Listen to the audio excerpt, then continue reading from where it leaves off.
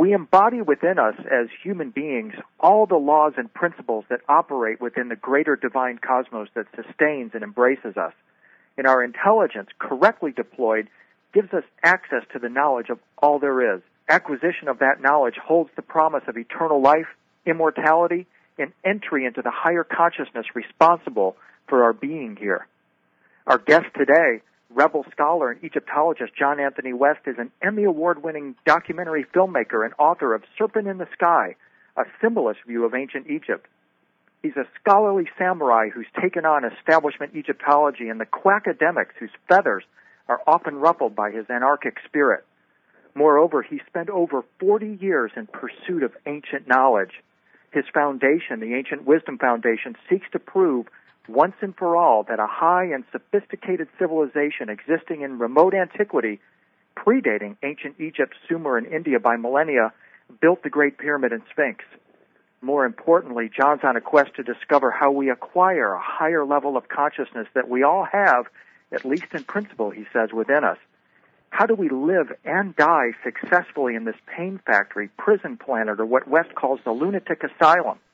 Our world is now being squeezed by psychotic terrorists bent on hurling nuclear missiles at one another. The answers we seek to evade this situation may be in Egypt. John, welcome to Dreamland. Thank you, William. Good to be here. I've been looking very much forward to talking with you about all that's going on in Egypt right now, but first, let me say how much I enjoyed gathering tidbits of your story.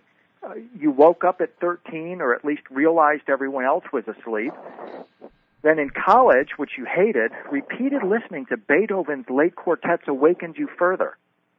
Then, while in the Army, you went to France to Chartres Cathedral, where you had an aha experience that left a deep gut soul impression, and you realized that somebody is doing something here that has nothing to do with the asylum. Could you share with us, to begin, John, a couple of reflections on those early awakening experiences you had? Yes, that's accurate enough. Early on, 13 or so, and that's back around the end of World War II. I did recognize I was not able to articulate it yet, but that I had been born into a lunatic asylum, and that nothing was as it seemed. Everybody was lying to each other and to themselves, and it was pretty lonely out there. Later on in college, which, as you rightly say, I hated. I just went like all of the other good little Jewish boys. I was going to take over my father's business, and it became quite clear at a certain point. I was finally, after the first 2 dull years, I then went into business administration, as it's called, and there suddenly I was confronted with accounting, business law, statistics, finance, I forget, a couple of other subjects. And again, I wondered how grown human beings could actually devote their lives to these unbelievably awful subjects. And around the same time, because I grew up in a household with, perfectly decent, okay people, middle class, but no art or literature. I can't remember a single discussion about literature or about music or about art. And all of a sudden, I discovered classical music. And quickly, I had a roommate who was studying to be a doctor. He was in pre-med, and he was a musician and into music. And within not very long, suddenly there were the Beethoven quartets. And they just told me that this was somebody outside the asylum. Somebody had managed to escape. And I still did not put 2 and 2 together in the sense of actively pursuing any of this. It wasn't that long after that, college and in the Army, and then I was stationed in Germany. That's another long story, but I won't go into here. That was sort of fun. When I think back that I didn't volunteer, needless to say, but I actually served this stupid country and spent 2 years in the Army. Imagine being prepared to give up your life for a country that would put you in jail if they catch you smoking a joint. But anyway, I got to Germany. I got to Europe. That was the whole objective, and suddenly had myself a new Porsche bought for $2,400, tax-free on money that I'd made over in summer jobs, and a job with no work and all day long to just do what I wanted, basically, and drive around Europe in the free time. My nice German girlfriend and the white Porsche, and ended up on a November morning in the Cathedral of Chartres. And in those days, no tourists, no cops, no traffic, roads clear. It was absolutely empty, and I walked into this place, and, I mean, as far as I was concerned, organized religion was another form of madness. And so it is, actually. But behind it, you'd never know from the way that these crazy people behave that there is and there are great truths behind all of the religions, whatever their external form may take. But I walked into that cathedral, and it was quite clear that somebody knew something very, very important. And even then, I mean, I was, 22 then, I guess, I still didn't have enough sense to actively pursue it. I knew at that point that I wanted to be a writer, and that do or die, I was going to do that or jump off a bridge, because it was pretty desperate. But my initial aim, I wanted to be the boy who's the little child that says the emperor has no clothes. I wanted to write. I wanted to expose the asylum for what it was, and I started doing that, and reasonably successfully. A lot of books, a lot of stories published, and one book of stories and a novel, but no thought ever of anything other than the fiction. I wrote some plays that were done always badly, some film scripts, one of which was stolen from me, done. Anyway, it wasn't until I then moved to Spain when my first short story was published to Ibiza, back in the old days when Ibiza was a wild bohemian colony. That's 58. And it was there that I got my first meeting with these things through, strangely enough, all of these are long and interesting stories that even in this long 2 hours we don't have time for, but they're funny. A Dutch friend of mine, very fine novelist, was an astrologer, which he was keeping quiet, didn't tell anyone. One day, by accident, I found out that he did that. And then I got interested in astrology, and through astrology, through one of the other guys in Ibiza, I was very carefully and very cautiously introduced by a very smart guy to the Gurdjieff work. And he was smart because arrogant. I was pretty full of myself in those days. And had he just presented it to me, I would have thrown it against the wall. But he fed it to me, spoon-fed it to me very carefully and very intelligently. And once I got into that, I realized that, those the intuitions I had about the asylum and all the rest of it were absolutely true. The difference was that Gurdjieff knew how to live within the asylum, and this was something I did not know very well. And one thing led to another, and I did my best and do my best to live within the asylum, which is now a lot crazier than it was back then. And, with a fair amount, I must say, with some success at any rate, I'm still here.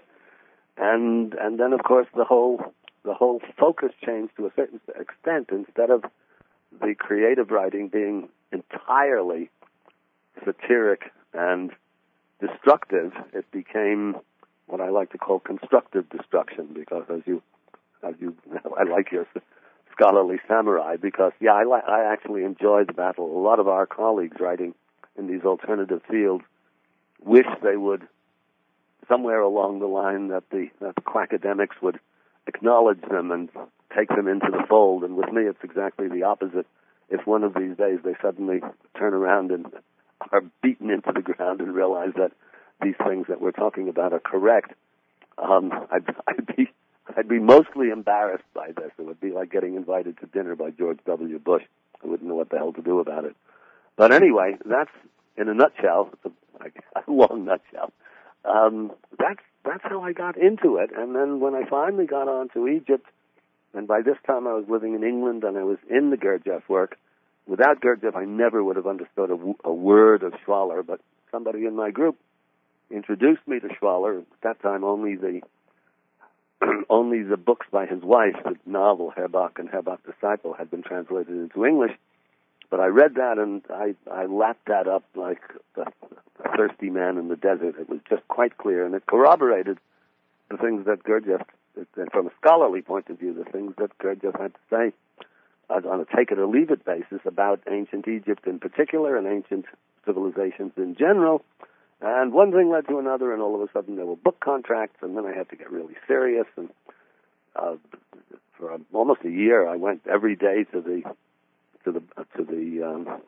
British Museum, where they had a copy of Le Temple de l'Homme, the Temple of Man, in French. My French at that time was pretty rudimentary, but sitting there with a dictionary in front of me, and I just downed tools on the book that I was working on, which was the first volume of the Case for Astrology. And at the end of about 8 or 9 months, had worked my way through Schwaller, at least to understand it to a certain extent. And one thing, again, led to another. And all of a sudden there was the contract to do Serpent in the Sky, the High Wisdom of Ancient Egypt. And in doing the research for that, I came across this wonderful line of Schwaller's where he says, and of course, he was writing a long chapter in a book called Sacred Science, a long chapter about Egyptian chronology. The Egyptians, as you know, and maybe some of our audience does, believed or stated very explicitly that their own civilization dated back many, many thousands of years further than dynastic Egypt. This, of course, is ignored by the academics and or charged up to fantasy. And Schwaller was making a long scholarly case for that. And then at the end of the long scholarly case, he suddenly came out with the line, and oh yes, and of course, the Great Sphinx is unquestionably weathered by water and not by wind and sand. And when I read that, the penny dropped in the slot, and I said, ah yes, that's science. A scholarly case, there are better and worse scholarly cases, but it's not science. Water weathering is geology, and that's science. So that started that stream, let's say, that stream of the work, which has led to, of course, this huge controversy in the Emmy Award-winning video. And now we hope the panel of geologists to get over there and settle this matter once and for all. And I hope that I don't place undue importance upon the results of that panel, because I feel that it could be one of those breakthrough moments where it's going to be 3 geologists on our side and mano a mano, 3 geologists on the opponent's side, and basically we go there for 10, 12 days and duke it out, discuss every piece of evidence, and at the end our guys write their reports and their guys write their reports, and presumably after that there's more to and fro. But if the results come out as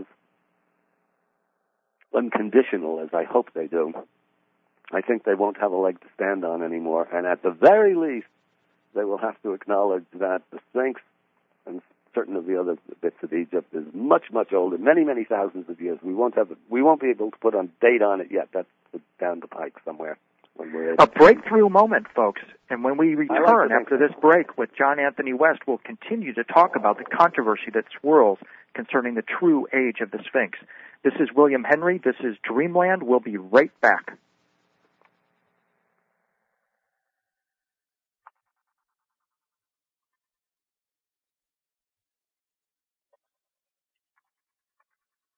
This is William Henry. This is Dreamland. We're continuing with John Anthony West.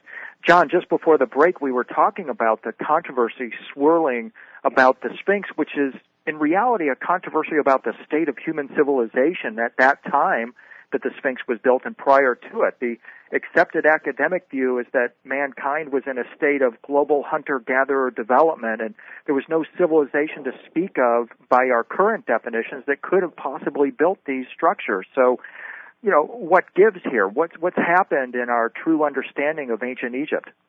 Yeah, exactly. The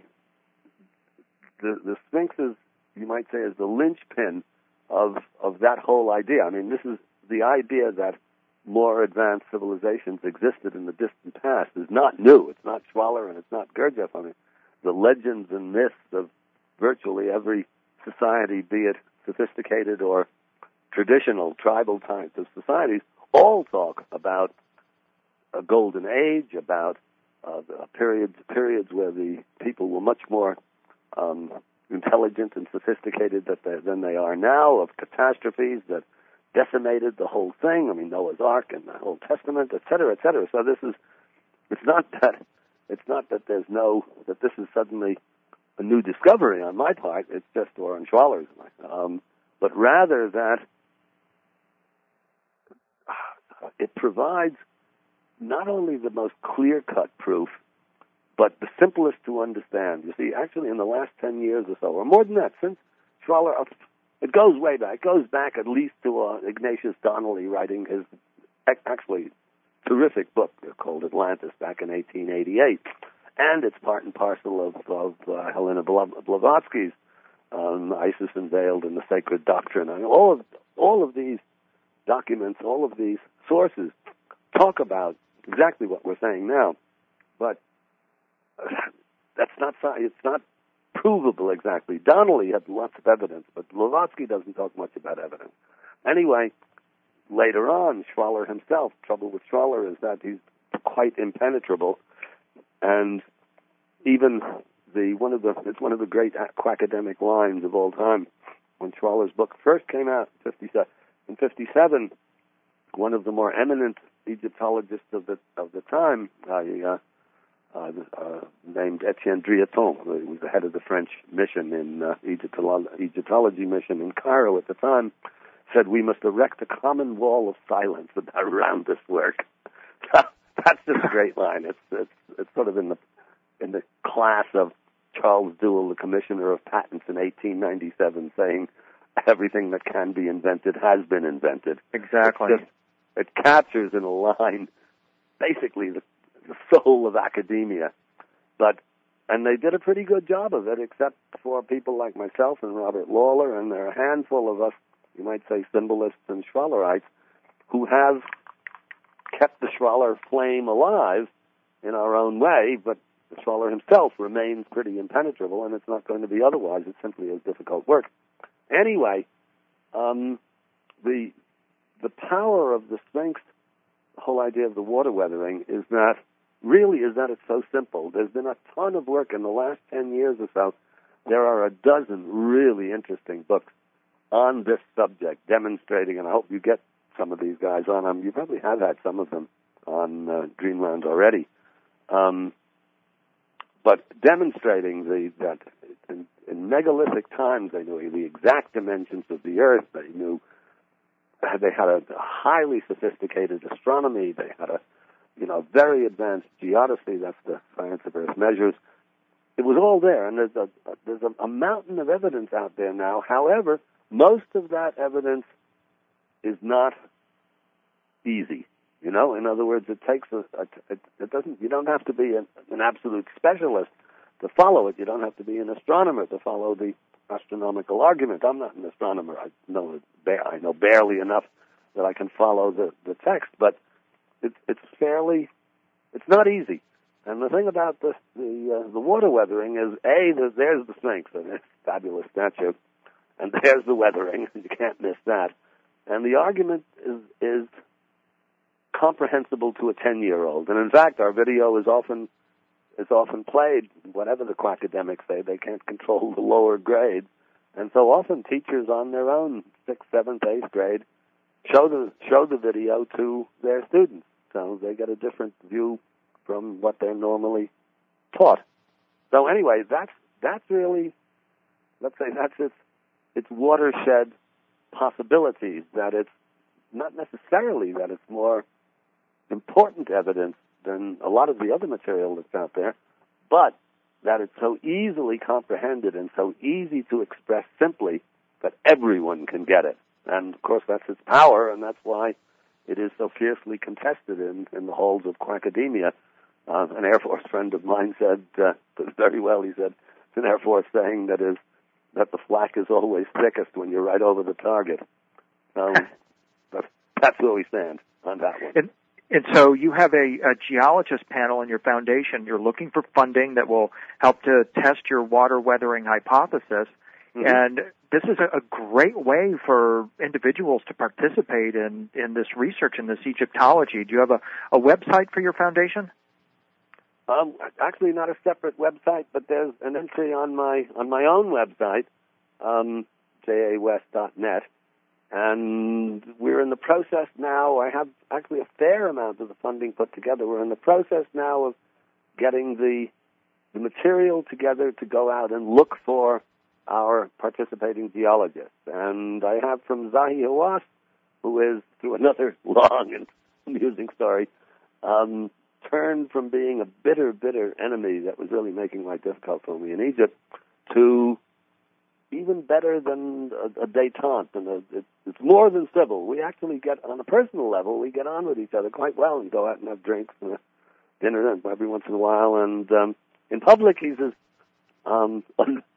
uncomplimentary toward simplest Egypt and me and the theory as ever. But I don't even mind that. But he has privately promised me that if I put the panel together, he will okay it. And publicly, or at any rate publicly enough, it's in writing an email, that if the credentials of our panel are academically acceptable and these people are genuine scholars, that he will, as he puts it, consider this interesting possibility or project, which I take as effectively saying yes, but leaving himself plenty of wiggle room so he can say no without embarrassing himself. Yeah, that's great news. Zahi Hawass, Dr. Hawass, was here in Nashville, where I live, back in June. He gave a presentation on some of the recent discoveries in Egypt, and at the end of his presentation, he promised that by the end of 2006, he was going to be opening the lost, secret, or hidden tomb of Khufu. And it suggested to me that, hey, this guy, he's got a rap where people say, oh, he's withholding all of these secrets, but the sense that I get from him is that he wants to go down in history as the world's greatest Egyptologist. And in order to do that, he's going to have to make some revelations here. And so I kind of am seeing where you're saying that he's given you wiggle room. He's open to this idea because it's ultimately his legacy that's being talked about here. So what are your thoughts, John, on this possible opening of the secret tomb of Khufu, and what do you think might actually be there? I mean, I think what he means about that, nobody knows that there's a secret tomb of Khufu. He certainly can't know that unless he is concealing some information, and I don't believe that he is. I think what he means is that when they sent that robot up the star channel, as it's now called, which is not a ventilation channel, of the Queen's chamber, and initially they found that it was blocked by this small limestone block, which was very weird, which had copper fittings on it, which nobody can figure out. And then they drilled through that and found an empty space behind, about a foot long, and then blocking that off, another block. And that block, they don't know, to the best of my knowledge, they don't know how thick that is. But I think that's what he's thinking about. And of drilling through that block, however big it is. And you remember, this is a tiny little robot that goes up there. The shaft itself is a square 8 by 8 inches. And Zahi, I guess, is hoping to find the real tomb of Khufu, because I think even he now, I don't suppose he would acknowledge it publicly, but feels that the king's chamber is not where Khufu was buried. And truth of the matter is that this is another big subject that we go into in depth in Egypt when we're there, and we have 2 hours to spend on that alone. Sure. But these structures were never tombs. And they weren't meant as tombs. I don't believe for 2 seconds that they were tombs. Without going into the yeses and nos, there just plain is no evidence ever that they were used as tombs, except very, very late. And even the academics acknowledge that these are late incursive burials, and that there is nothing to say that Khufu was buried in the Great Pyramid or Khafra in the Khafra Pyramid. And even, and this was a very interesting book recently by a man, good scholar, called Jeremy Nadler, English, called Shamanic Wisdom of the Pyramid Text, he contends that even those 5th and 6th dynasty pyramids, the ruined ones, well, you've been to Egypt a few times, so you know what I'm talking about, even they were not used as tombs, and that the so-called spells, the pyramid text carved into the walls, are intended as, you might say, spiritual instructions. They're kind of like how-to. They're guidebooks to enlightenment, and they're intended by whoever is using those chambers to instruct the living in certain kinds of high initiatic practice or shamanic practices that will lead to that heightened state of consciousness that is the objective, if you believe in this sort of thing, which I certainly do, the higher state of consciousness that's our objective in this lifetime, or any lifetime for that matter. So the quest for immortality, secret chambers, knowledge of higher consciousness. We'll talk about this and more when we come back with John Anthony West right after the break. This is William Henry. This is Dreamland. We'll be right back.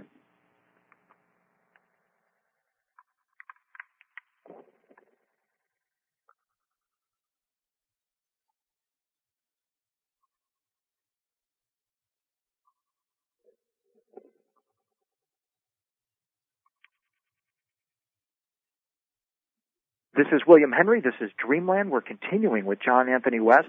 John, just before the break, we had wound our way into the subject of the quest for immortality, and one of the most striking statements that you make is that Schwaller, de Lubitz, saw Christianity as a move to take the doctrine of return, resurrection, salvation out of the temples, out of secrecy, where it was the property of an initiated elite, and make it available to all. And then you note that unfortunately, as history teaches us, not many took advantage of that availability over the next 2,000 years. I've been very fortunate this summer to be able to tour frequently the Quest for Immortality exhibit here in Nashville, which features a recreation of the tomb of Tutmosis III and the incredible Book of the Am Duat. I know this is an area that you've spent a lot of time researching. Can we just talk about that for a moment, about the Egyptian belief in the afterlife and the quest for immortality? Yes, of course. But again, it's not so much afterlife as what you do in this life, and in fact, there's a sense of later on. Of course, the tombs are tombs, and Tutankhamun and Tutmosis are all buried in those tombs. But the pyramids, at least the early Old Kingdom pyramids, the evidence, particularly now that Nadler's book is out, says that not only were the pyramids of Giza and Dashur not meant as tombs, but even, and this was accepted by me always, that the 5th and 6th dynasty pyramids of Unas and Teti and all of those were tombs. But Nadler, as I said, is a very careful scholar, and one of those rare scholars who has all the right letters after his name and still knows something. So I see it differently, and that it becomes, that ultimately it becomes something, let's say spiritual work that you do after death is a kind of, it's a degenerate stage of the process. The objective is to do it in this lifetime. And then, of course, we get into more complicated things like reincarnation, et cetera, and in Egypt itself there's the path of Horus, which becomes Christianity, and the path of Osiris, which is that of successive incarnations, which is similar to, not identical to, the Vedic route, the Indian path. But all of those things are written in there, and you started off with that interesting observation of Schwaller's, and it's only Schwaller that, Schwaller was a great genius scholar, and if you read him, you carefully, it's just amazing what that man was able to put together. And when you read through the Temple of Man, they must have been living, and it just took him 15 years to write and to research while he was in Egypt, but it must have been a kind of daily revelation that they were going through. Because how he came up with this stuff and then documented it and put it out in impeccable fashion is really amazing. But if you look at Christianity, there's absolutely no doubt that it comes right out of Egypt. There are loads of books on this subject, and the church doesn't like to acknowledge this, and the Egyptologists don't much like to acknowledge it, though they're more open to it than the various churches. But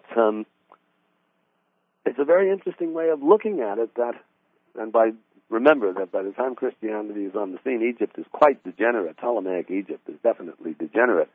But the notion of making this doctrine available to everybody as opposed to an initiated elite is a very, very interesting way of looking at early Christianity. And in fact, it applies to the Eastern religions as well, which were, in the period of time, let's say the couple of thousands of years that Egypt was flourishing and at a relatively high state of civilization, they also were initiatic and had a an initiated priestly class, and the public, as it were, participated in the ceremonies, but it wasn't. They were not obliged to do the work themselves, you might say. If you asked the right questions, somebody took you aside and said, well, you can be a candidate if you want to do the inner work. But for the others, they were doing their thing, and they weren't obliged to do this. What Christianity did, and the others as well, was that it made it not just a privilege, but an obligation. And as I wasn't sure if you were quoting me there, or exactly, but yes, you could say that we're in the terrible pickle that we're in because too few people decided to take advantage of the opportunities that had been opened up for them.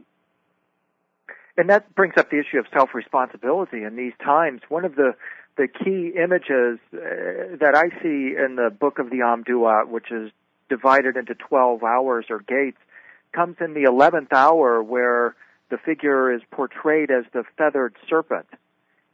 We just interviewed a couple of other authors on the subject of 2012 and the return of Quetzalcoatl, as referenced in Maya prophecy. And, of course, Quetzalcoatl is portrayed as the feathered serpent as well.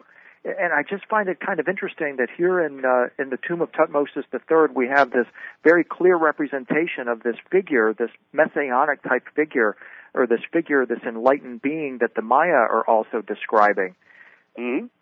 Doesn't that put us in a situation where we absolutely have to get a true handle on the ancient Egyptian beliefs in this regard if we're going to get this watershed moment that we're approaching here in these next few years? Well, obviously the more accurate information we have, the better.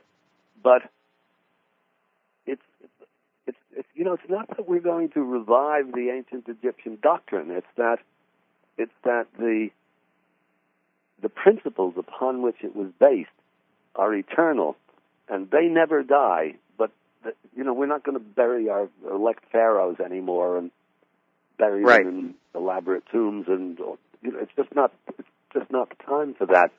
But let's say the quest for higher consciousness is certainly as valid now as ever it was then, and that's what we're after. But mostly, or a lot of the importance of this work is, it's wonderful to know the truth about our ancient past, but it's also, from my point of view, it's almost equally important to know that we're nowhere near as brilliant as we think that we are, and this is where we stand now. We read whatever's going on, there's horrible stuff going on in Lebanon and Israel, and they're still talking about developed countries. I mean, what kind of a developed country is it that creates cluster bombs and atom bombs and sarin gas? These are supposed to be advanced beings because this is complicated technology.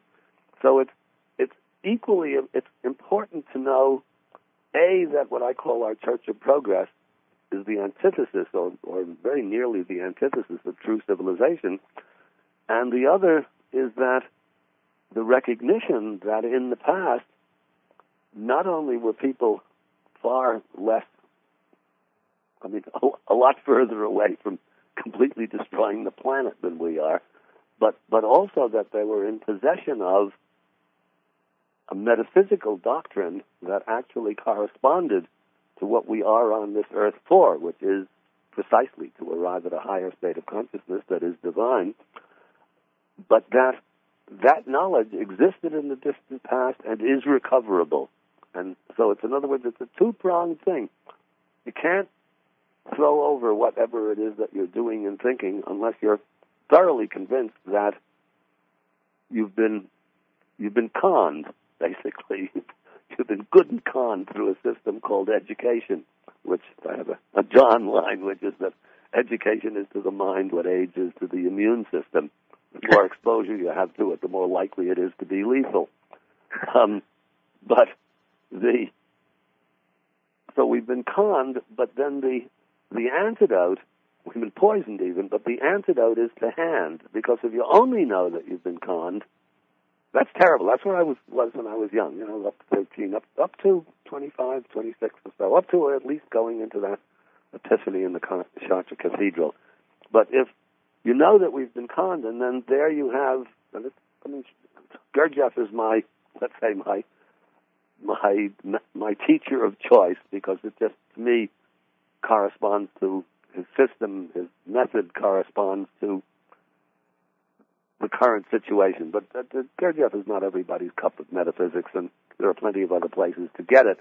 But the point is, you actually have to do it. You have to work at it, and you have to work at it very hard, and you have to work at it day to day and minute by minute. You can't just go off to a weekend at some, spiritual retreat and think that that's going to get you somewhere.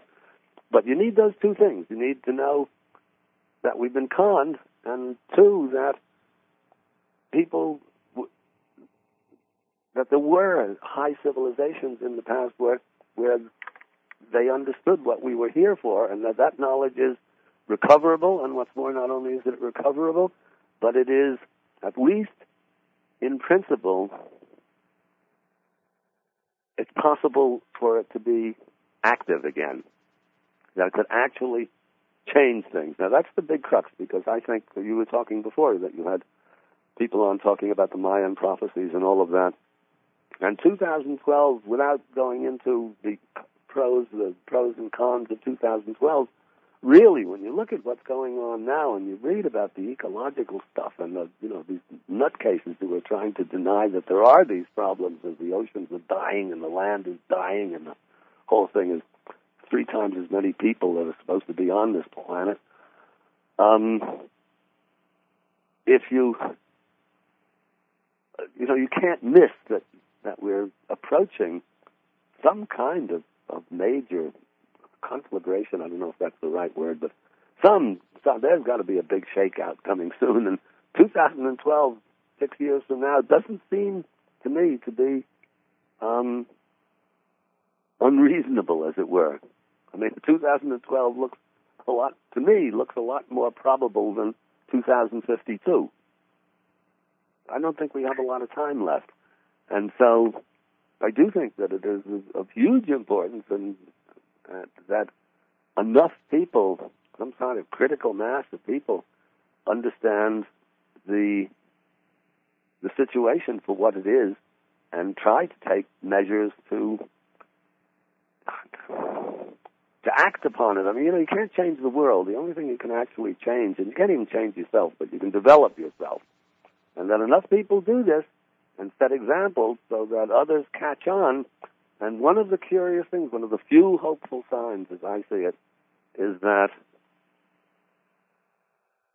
when ideas change, it's very difficult to change ideas. Whenever you see a book or something like that, one of these self-help, new agey books, and it says, well, all you have to do is change your attitude, immediately I shut that book, because I know that whoever wrote it knows absolutely nothing about changing your attitude. The most difficult thing in the world to do for anybody, for me, for you. I mean, you look at the people with whom you disagree, and just imagine what it would take to change their attitude. You see, it's next to impossible. But you can change your own. It is not impossible. And when ideas change, and anybody who's gone through, let's say, a fairly major personal life change knows that when that happens, life is never the same again, quite. Doesn't mean that everyone's enlightened and a great guru or an ascended master or anything like that. But those who have been through those kinds of dramatic changes, like, for example, near-death experiences do that to people, then everything changes. And when ideas change, the whole thing can change. And one of the advantages to this network of communications, you might say that's one of the potential wonderful things about our Church of Progress, is that now, whereas, let's say, hundreds of years ago, it took a long time for an idea to get around the globe, nowadays it can get out there, as quickly as American Idol. It doesn't take long. Changing ideas in the blink of an eye. We'll continue our conversation with John Anthony West right after this break. This is William Henry. This is Dreamland. We'll be right back.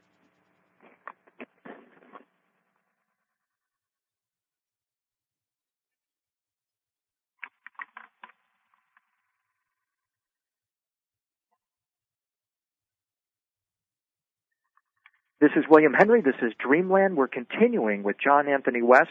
John, just before the break, we were talking about this incredible process of change that's going on our planet right now. And I hate to look at things in terms of black and white, but, you know, as we look around the world, fascism is making a comeback. The great Book of Horrors, the Book of Revelation, is featured on the news almost nightly now. These news shows don't ask if we are in the end times. They promote it. And all kinds of groups are vying for the mantle of this secret society that's behind all of this. And, right.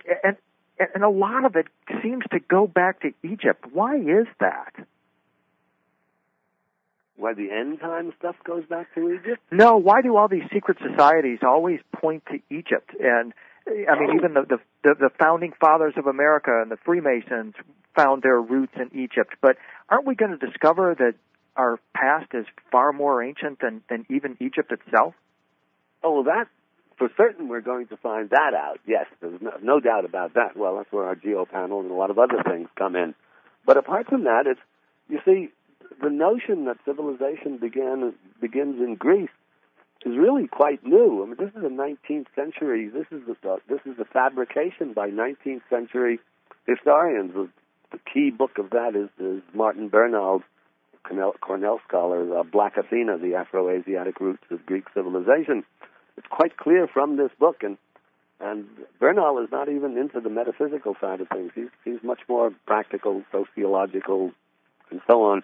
But it's a very important book, and basically he proves that 19th century history, or what we think of as history, is a 19th century Eurocentric white supremacist con job. In other words, civilization has to come from Europe, and it has to be white, and the Greeks are white enough. They're sort of swarthy little guys compared to Swedes and Norwegians, but at least they're European, and they're not Arabs or Jews or blacks or anything like that. And but up until that time, it was taken for granted by the scholars of the Renaissance and later, right up until the 19th century, that Egypt was the source of all of the knowledge, not Greece. And the Greeks were the first ones to acknowledge this themselves. So Egypt, I mean, it had that reputation. And in fact, when Kepler discovered the laws of planetary motion, he exulted that he'd rediscovered the laws of the knowledge of the ancient Egyptians. So it was quite natural, particularly for the founding fathers, to come out with that. And sure enough, it is there. It's there elsewhere as well. It's in China, it's in India, it's probably in Mesoamerica if we knew exactly what they were talking about. But the thing about Egypt, one of the things is that nobody built to the scale that Egypt did, and nobody was in the same physical circumstances as Egypt was. And this is this is what you get out of the trip when you go to Egypt. Well, you've been there a few times yourself. You come back from there, and when you see Egypt through symbolist eyes, you come back from there understanding that this is how civilized human beings are supposed to behave and comport themselves. And then you realize that even Egypt was in a downhill slope, that it's at its height near its beginning. This throws open a whole other can of chronological worms as to the rise and fall and flow and cycles of civilization itself and where we are within that cycle. I think you had Walter Crittenden on recently, right? Talking about the Yugas and the Great Year and all of that, correct? Well, we will be talking with Walter. Yes, that's right. Oh, yeah, that hasn't been on yet. Okay. But that anyway, is a subject that we deal with frequently on Dreamland, John, is this idea of cycles and that we're completing this immense 26,000-year cycle and pointing to why this is such a special time, and a time for people to become active in their spiritual pursuits, to actively pursue this knowledge. And I'm very thrilled to announce to everybody that you and I will be joining together for a trip to Egypt in February of 2007, a symbolist tour of Egypt, which I'm thrilled to be making with you because, again, as you've mentioned, I've been to Egypt, but I haven't been with you, and you're clearly the go-to guy to see this and to actually put on a pair of spectacles, if you will, where all of a sudden the magic of ancient Egypt is revealed right before your very eyes. Yes, it really is, and I mean, it's not bragging. It's really, I mean, Schwaller is no longer with us, and he didn't speak English very well anyway, so he can't show us around. But really there are only a handful of people who understand symbolist Egypt well enough to retransmit it, and as it so happens, I'm the only one who does trips, so it is sort of the only show in town.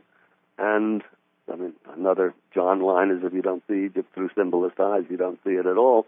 But what it does, it's very rare that somebody comes back from this trip without saying that it was an absolutely life-changing experience, and generally, people say the best trip they've ever taken, because it's, I mean, nowhere else, or almost nowhere else, can you actually go and experience what a real civilization was once like. You can do it. I mean, you go to those Gothic cathedrals.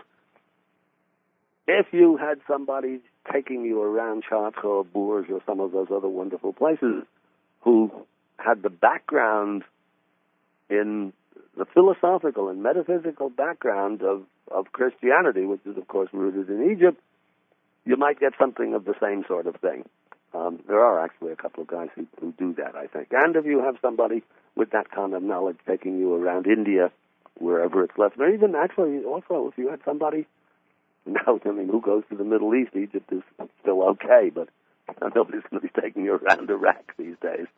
Even the Middle East, you go with a Sufi scholar, knowledgeable about these kinds of things, you get the same picture, but nowhere, absolutely nowhere, is it at the intensity of Egypt and of the absolute mastery of form and function that Egypt has. When I go there, and one of the things about the trips is I usually get very knowledgeable people who are qualified in a number of fields, and it's fun when I'm with architects or builders or machinists or quarrymen or somebody who knows about building or art in any way, shape, or form, because they always notice things that I'm a generalist. I mean, the one thing I do well is write. I mean, but I'm not an artist and I'm not a builder and I don't do any of those things.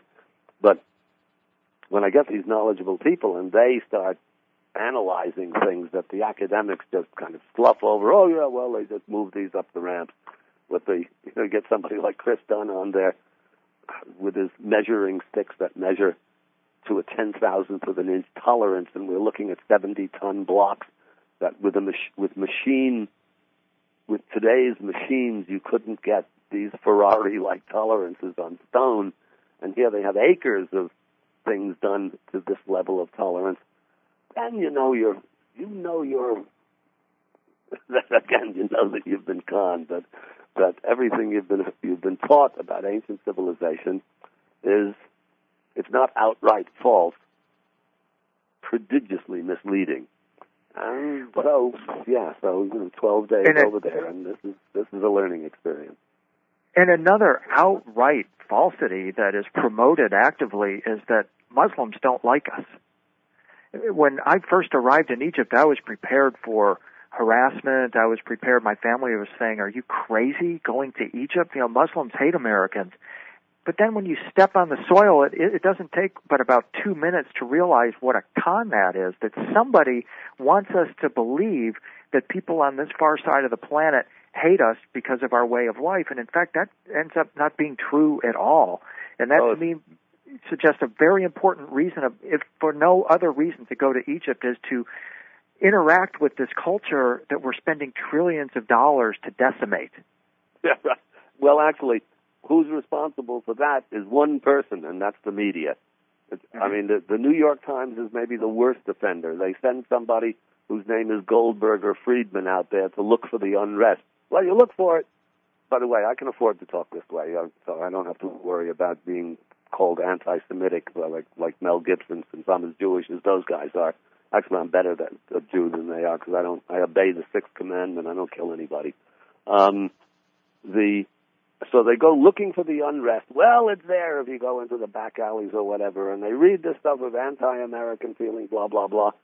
It is simply not true, although it's getting more true now with this stuff that's going on now. But even then, they know that it's the government, not us. And so you get nothing, as you said, I mean, particularly in Egypt. These are the friendliest, warmest people in the world. And they can make a distinction between our government and us, which, strangely enough, some of the Europeans can't.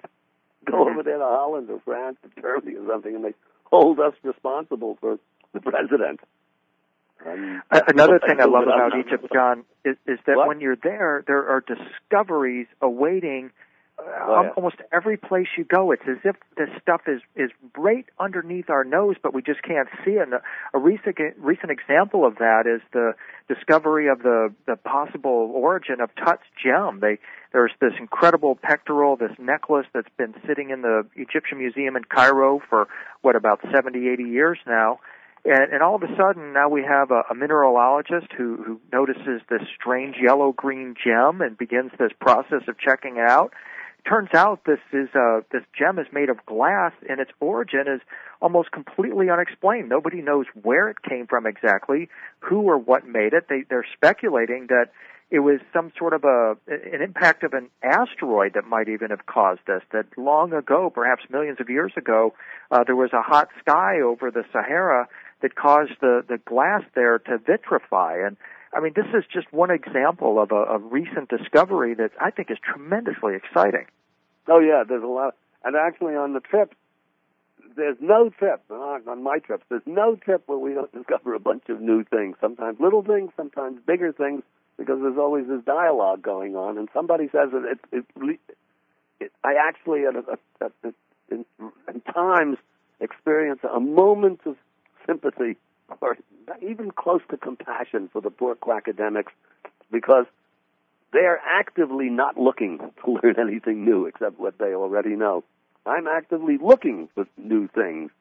And a million times it's happened. Somebody on the trip says, "Hey, John, well, what about this?" And it's something that I've seen 100 times, and it just hasn't registered. And I go, wow, that's, sometimes they're really important things. Sometimes, no, I can say, well, no, that doesn't work out. That's, whatever. But so even when you're looking for something, doesn't mean you're going to find it. So, yeah, there's always new stuff coming up. The glass, I mean, how the devil, how do they know it's glass to begin with? It's out in the middle of the desert somewhere. I forget where they said that desert. I mean, it's glass. It's all over the desert there, but it's not anywhere near anywhere anybody would be traveling. You wouldn't think it's in the middle of the absolutely. And the thing is, they say that there's no sign of a meteorite impact where this occurred, so now they think it's some kind of an extraterrestrial object. And the interesting thing to me is that they compare it with the explosion above Tunguska in Russia. The fascinating thing about that is that Nikola Tesla came along and took credit for that explosion. And that opens up a whole kind of yes, he did. This opens up a whole kind of category of questions that would say, hey, wait a minute, if Tesla could create this explosion that creates this glass with some kind of a particle beam weapon, maybe they had this incredible advanced technology way back when that created this glass. God, I never heard that about Tesla. I did hear about. I mean, I know that there was no evidence. There's no evidence there of an impact crater, but I forget what his name is. He's an engineer, I think, electrical engineer. He's a Velikovsky guy, and the idea is that it's not an asteroid as such, but it's some sort of an electrical discharge, that's a massive electrical discharge that produced Tunguska, and now this is something new. But so maybe it's something of that sort. But he doesn't. Whatever this guy's name is, I think it's a Scottish name. McDonald or something like that. Well, we'll have to continue this discussion in another time, John. We've run out of time for today, and I want to thank you very much for sharing all these insights with us today, and we'll look forward to having you back on soon. Thank you, William, and I look forward to talking to you and to traveling to Egypt together. Beautiful. Thank you. This is William Henry. This is Dreamland. Next up, Linda Moulton Howe.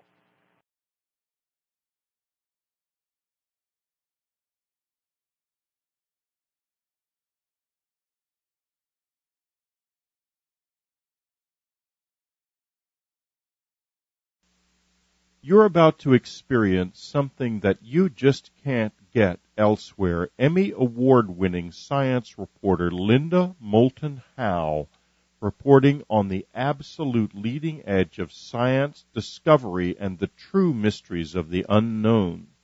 Don't miss her website, Earth earthfiles.com, the one science website that tells you the secrets and gives you the facts the others dare not. earthfiles.com. This week, she's reporting on a surprising new chance to turn global warming around. Here she is from Albuquerque, Linda Moulton Howe. Thanks, Whitley. Probably even a year ago, I would not have reported about a sunshade in outer space to help cool off our planet in the grip of global warming, because it would have seemed science fiction speculation, not news. But Earth keeps warming. Greenland, the Arctic, and Antarctic keep melting. Sea levels are rising. And finally, the banking business community is beginning to realize and acknowledge that global warming threatens people and economies around the world. The latest major voice to warn about the consequences of global warming is Sir Nicholas Stern in London, the former chief economist at the World Bank and head of the British government economic service. Back in July, England's Chancellor of the Exchequer asked Sir Stern to lead a major review of the economic challenges in this century of rapid global climate change and its impacts on Great Britain and the world. On Friday, November 10th, 2006, Sir Stern reported to both the Chancellor and Prime Minister that, quote, "The scientific evidence is now overwhelming. Climate change presents very serious global risks, and it demands an urgent global response. If no action is taken to reduce emissions, the concentrations of greenhouse gases in the atmosphere could reach double its pre-industrial level as early as 2035, unquote. That means in the next quarter century, the average mean global temperature could increase rapidly. For some perspective, over the last 100 years of the 20th century, the average global temperature rose 1 degree Celsius.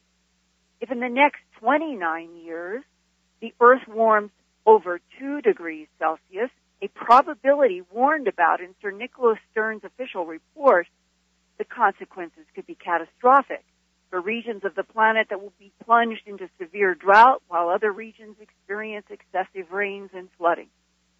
Further, Sir Stern's report states, quote, "In the longer term, there would be more than a 50% chance that the temperature rise would exceed 5 degrees Celsius. This rise would be very dangerous indeed. It is equivalent to the change in average temperatures from the last ice age until today. Such a radical change in the physical geography of the world must lead to major changes in the human geography, where people live and how they live their lives," unquote. In short, global warming now and for the foreseeable future is going to cost governments huge amounts of money to cope with weather damage and relocation of people on inundated coastlines. Instead of figuring billions of dollars to cope, some are already beginning to talk in trillions of dollars. That's why a sunshade in outer space between the sun and the Earth is suddenly a serious subject. In astrophysics, there is a name we will probably start hearing more about. It's the Lagrangian points, 5 positions in interplanetary space between the Earth and the sun, where a small object affected by the gravity of the sun and the Earth can theoretically stay in the same position between those two larger planet and solar bodies. It's sort of like a satellite in geosynchronous orbit around Earth in a fixed position. But the distance to one of the Lagrangian points is 1,000,000 miles beyond Earth, and that is called the Lagrangian point 1, or L1 for short. A physicist from Oxford University, now teaching at the University of Arizona in Tucson, has proposed in the most recent issue of the Proceedings of the National Academy of Sciences a plan to launch trillions of feather-light, very thin, nearly transparent disks into space where they would form a several million square kilometers cloud at Lagrangian point 1 between the Earth and the Sun. Solar energy would be deflected by those trillions of little disks into a ring that would bypass Earth and theoretically cool our planet by about 2%. The cost to produce trillions of disks and get them launched into outer space is projected to be a few $1 trillion. The lead scientist on this proposal is Roger Angel, Ph.D., professor of astronomy and optical sciences in the Stewart Observatory at the University of Arizona in Tucson. I talked with him this week about the feasibility of his idea and how long it would take to execute. The idea of the sunshade, it's not an alternative to using renewable energy or reducing carbon. That we have to do anyway. But the idea of the sunshade is if we find ourselves in a position where the climate effects that are very serious seem to be otherwise inevitable. In other words, we've already got enough carbon in the atmosphere. We find that we're on a track to melt Greenland or something and raise the sea level. The only thing you can do to prevent that would be to cool the planet. And there are ideas for aerosol in the atmosphere which would mimic the effect of a big volcano like Pinatubo, which was known to cool the Earth. But a sort of a cleaner way of cooling the planet, if you like, is to put a sunshade in space. And there is this natural point, L1, which is 1 million miles towards the sun, where if you set something orbiting there, then it will kind of stay in line between the Earth and the sun and permanently cast a shadow on the Earth. I just wondered if you could sort of paint a word picture about how this might be done. The numbers that people have worked out say if there's a doubling of carbon dioxide and switching to renewable energy, we might be able to hold the carbon dioxide increase at a doubling. Then you would need to shade about 2% of the sunshine that arrives on the Earth. You'd need to reduce that by about 2%. So you need a large area of stuff at L1, an area something like 2% of the area of the Earth, and that's a few million square kilometers. And so the problem is, how light can you make this? How could you get this much material, which I've figured out how light you can make it, which is 20 million tons, because it's so much area. I've looked at how to get the mass down, and I think that's the minimum. And I've looked at how you could launch that much mass, and this would be by magnetic acceleration in a technique that was developed at Sandia in Albuquerque. When you get there, rather than building a great big structure, my idea is to deploy all this material in literally trillions of very small spacecraft. Each one is a couple of foot in diameter and weighs about as much as a big butterfly. What gets launched, circles, a couple of feet in diameter of very thin material. That's launched in stacks, nearly 1 million at a time. It's very thin. It would be almost like making clouds that would reflect back photon energy from the sun. It's very much like a cloud, a little cloud that sits in front of the sun would dim it down by no more than pretty thin cirrus, just a very small amount. And the light actually is not reflected back to the sun. It's just simply deviated by a small angle, enough so that light that would have passed through and hit the Earth is just deviated a little bit away. Each one is a couple of feet in diameter. It's sort of thinner than saran wrap, and it's imprinted with some small-scale structure on the surface, so it diffuses the sun a little bit, and actually, as shown in the picture, it diffuses it into kind of a ring shape. So where the light, if it had been clear material, it would have gone straight through. It just gets bent a little bit into a donut, bent a couple of degrees off the original line, and that's enough to make it miss the Earth. The sunlight interacting with these very thin, flat disks. Yes. What exactly happens to sunlight?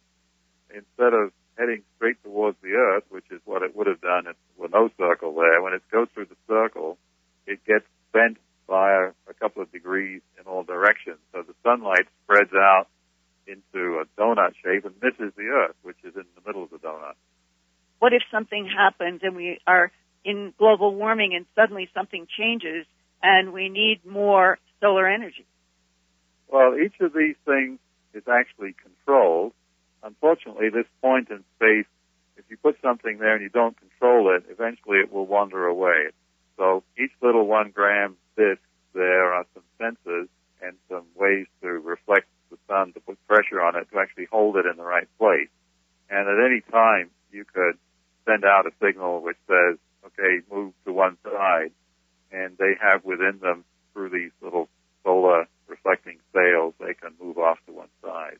The problem is much more keeping them in line than it is getting rid of them. Their natural tendency is to wander away anyway. How serious do you think global warming in this century is, and how much will we perhaps need something like this between the sun and the earth? Well, I think there's a very strong consensus of scientists in the field that it is very serious, and it's quite serious in particular for Arizona and New Mexico and the center of the country, because that looks like it's going to heat up more than the general average for the planet. So there's a very dire future. If we go on with business as usual, then the normal conditions for Arizona and New Mexico could be more extreme drought than we've ever experienced. On top of that, snow melt in the Rockies is going to get a lot less because it will melt much earlier. So the Colorado and the rivers that supply us are going to dry up. So it's pretty grim. That's not an extremist picture. That's a generally accepted picture. But the question of the speed with which this happens and whether we get into sort of irreversible things like Greenland melting and the sea level rising by 20 feet, this we don't understand well enough how quickly that might happen or whether it would happen. But there's a probability of it happening. So the sunshade idea is like insurance, if you like. It's not something that you would implement unless you knew that some fairly dire and otherwise uncontrollable consequences were going to happen. And then if you could reverse what seems to be an inevitable ocean rise, and this gadget would do it, then you might think it worth paying for it and doing it. How much would it cost, and how long would it take to get out into that area between the Earth and the Sun? Well, actually getting there is like a year or something, so that's not so long. The cost would be a few $trillion as best I can estimate it. And the time to do it depends a little bit on how urgently you want to do it. I scaled a time scale that when you got all the launching facilities built, it would take 10 years to get everything up there. 10 years, and I know that in some of the projections right now, 10 years from now, the Arctic ice in the summer is expected to be entirely in a melt status. Greenland is melting faster than anybody had accepted or predicted, given the fact that every year we seem to be getting scientific reports that say that global warming is accelerating. When do you think would be the sort of we have to do this sunshade now or we will be too late? What is kind of your own projected deadline of when this might have to be done? I can't say that, but I agree with you. Things seem to be speeding up. But what is certain is that you could not attempt a very high-tech project like the sunshade without much more research and experimentation to understand the best way to do it. So what I would advocate is spending some money now. You know, NASA spends $15 billion a year, and it would seem to me that if they spent a few percent of that looking at how they might do constructive things to help the global warming problem, that would be a good thing to do. So my present grant from NASA is $70,000 to look at this a bit more. I would like to see hundreds of millions go. That kind of money could really start to answer the question. So whereas I'm guessing it might cost a few trillion, if we put some money into research, we could make that much more secure. And what is NASA's response?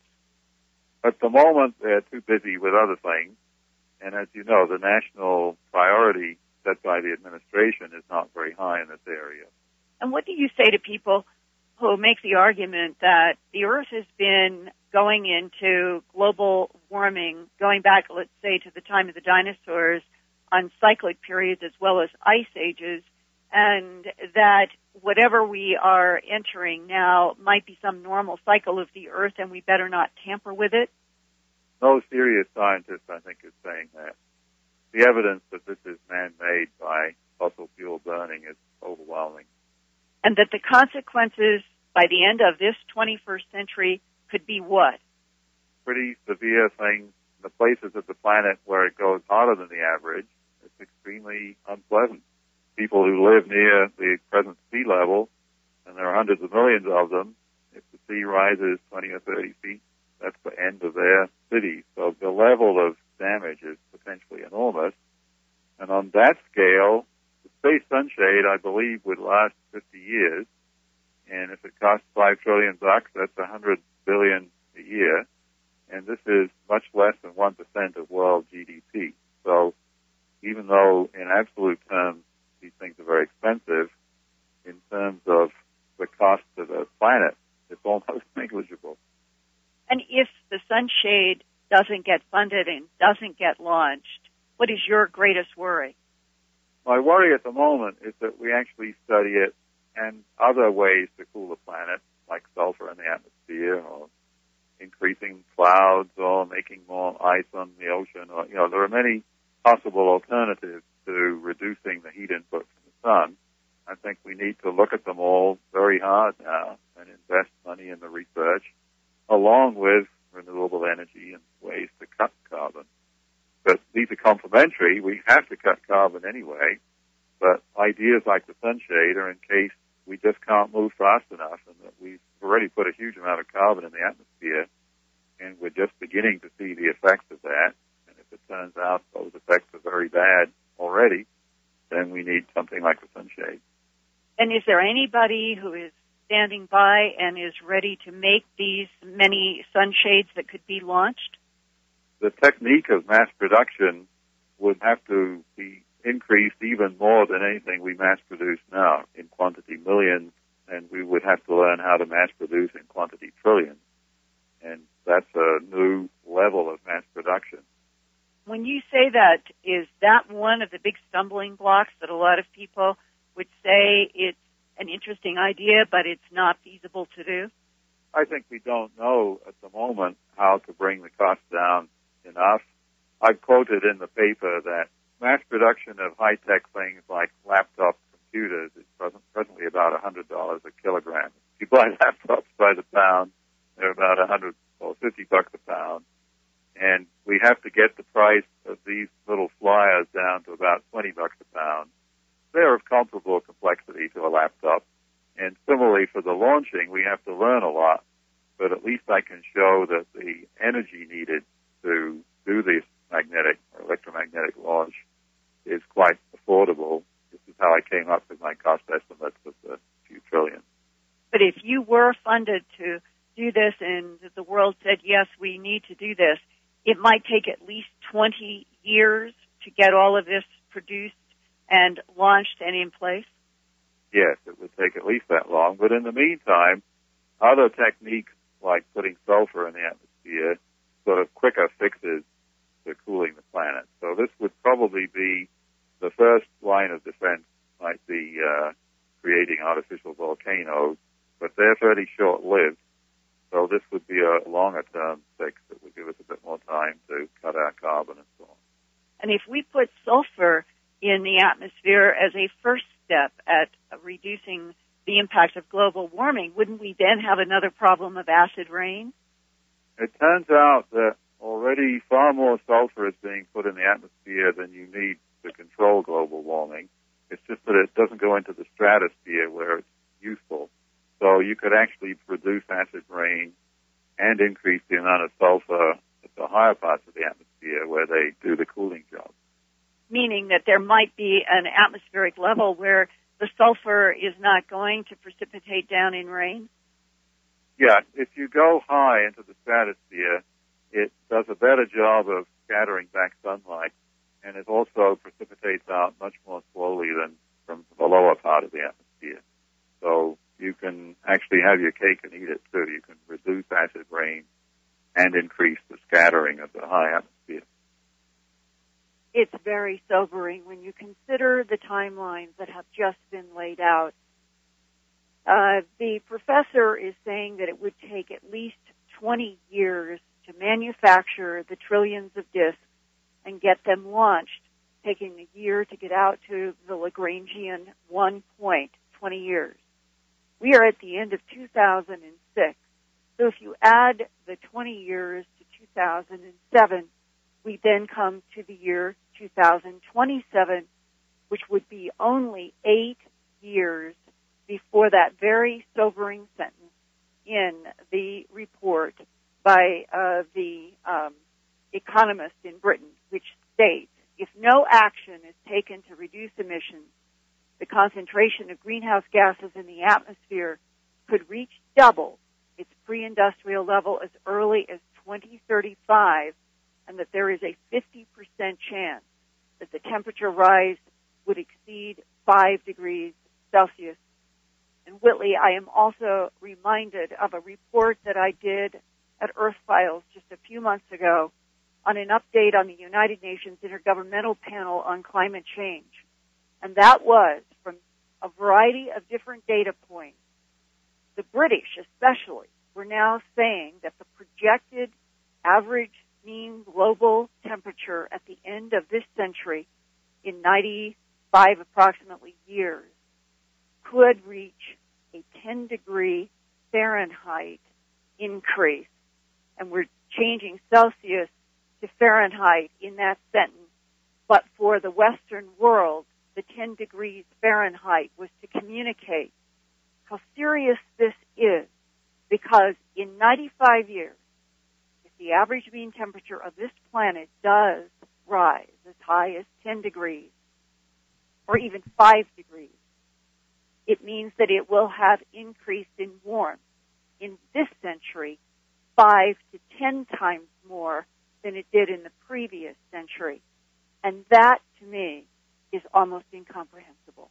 Well, it is almost incomprehensible, Linda, and equally incomprehensible is a story that has surfaced today, which is that if you're listening to this on Saturday, it surfaced on Friday, that Australia is experiencing a drought now that is worse than it has been for the past 1,000 years, according to paleoclimatologists analyzing the Australian, analyzing conditions in the Australian soils.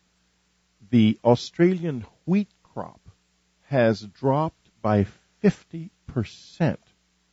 50%. And this is all because of global warming. All because of global warming.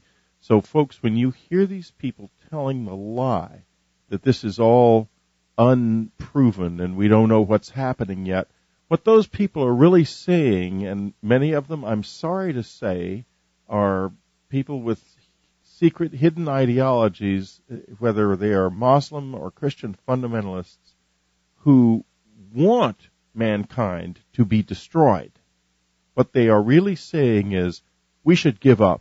Mankind has to die. Well, it ain't true, folks. It is not true. Linda, we have 1 minute left for your final comments. What will they be?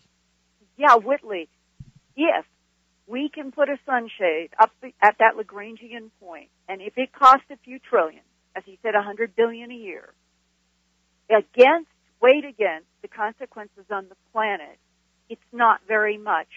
But the next big political battleground is, how do we get the world to help pay for its own survival by doing some of these things that are groundbreaking, mind-breaking, in thinking now that the Earth has got to start working 1 million miles away, trying to protect us in terms of global warming and global Well, Linda, thank you very much. It was a very exciting report, and folks, don't ever miss a week of Dreamland.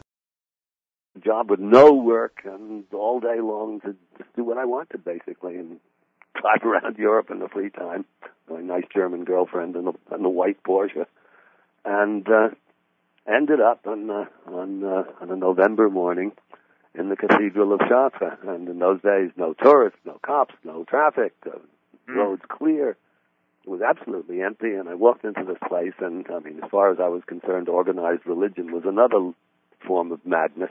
And so it is, actually. But behind it, you'd never know from the way that these crazy people behave that there is and there are great truths behind all of the religions, whatever their external form may take. But I walked into that cathedral, and it was quite clear that somebody knew something very, very important.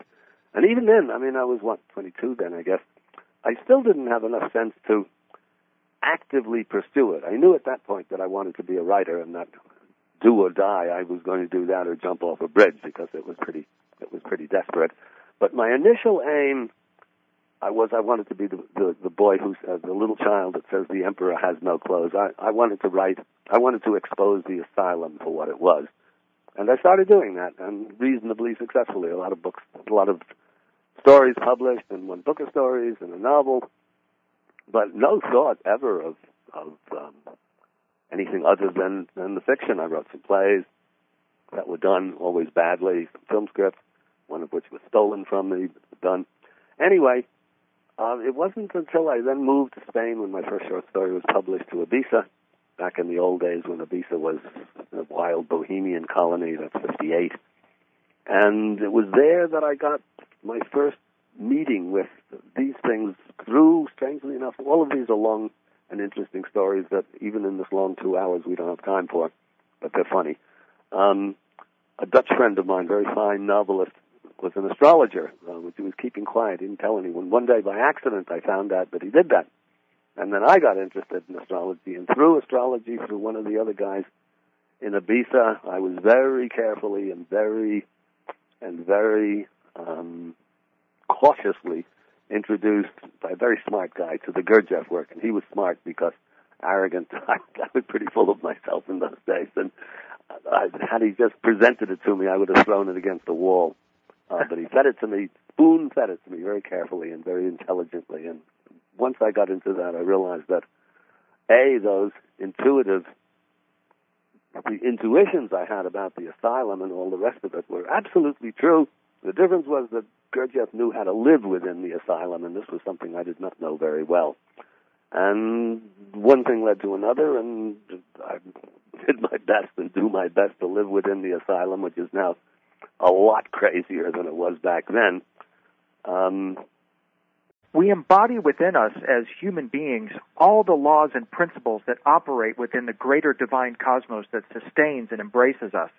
And our intelligence, correctly deployed, gives us access to the knowledge of all there is. Acquisition of that knowledge holds the promise of eternal life, immortality, and entry into the higher consciousness responsible for our being here.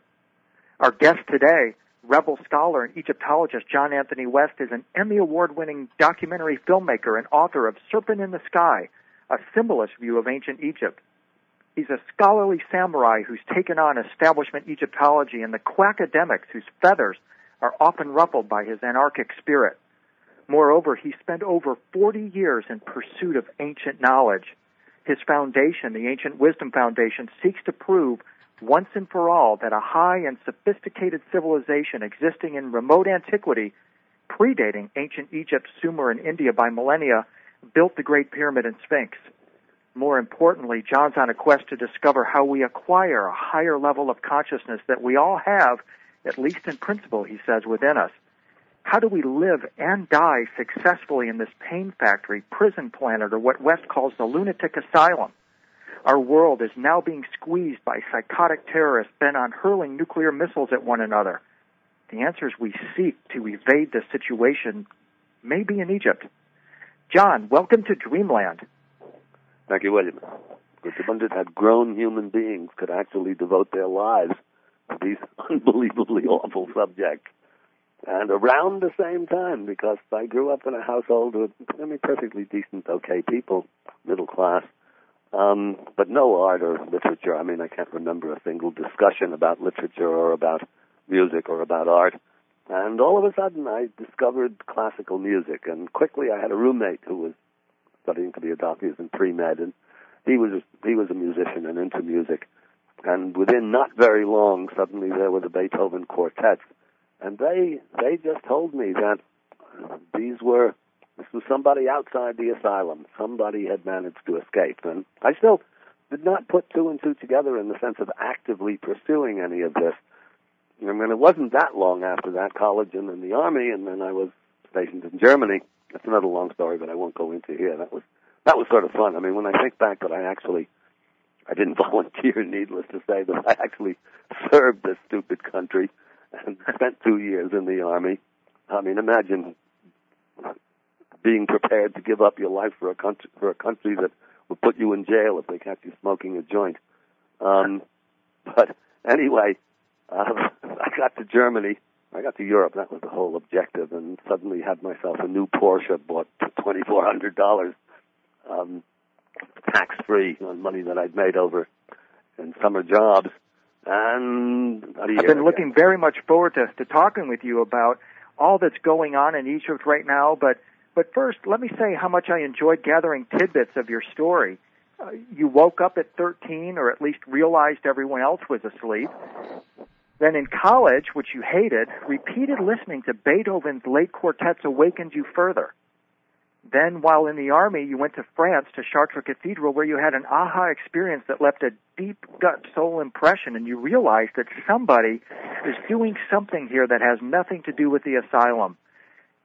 Could you share with us, to begin, John, a couple of reflections on those early awakening experiences you had? Yes, that's accurate enough. Early on, 13 or so, and that's back around the end of World War II. I did recognize I was not able to articulate it yet, but that I had been born into a lunatic asylum, and that nothing was as it seemed. Everybody was lying to each other and to themselves, and it was pretty lonely out there. Later on in college, which, as you rightly say, I hated. I just went like all of the other good little Jewish boys. I was going to take over my father's business, and it became quite clear at a certain point. I was finally, after the first 2 dull years, I then went into business administration, as it's called, and there suddenly I was confronted with accounting, business law, statistics, finance, I forget, a couple of other subjects. And again, I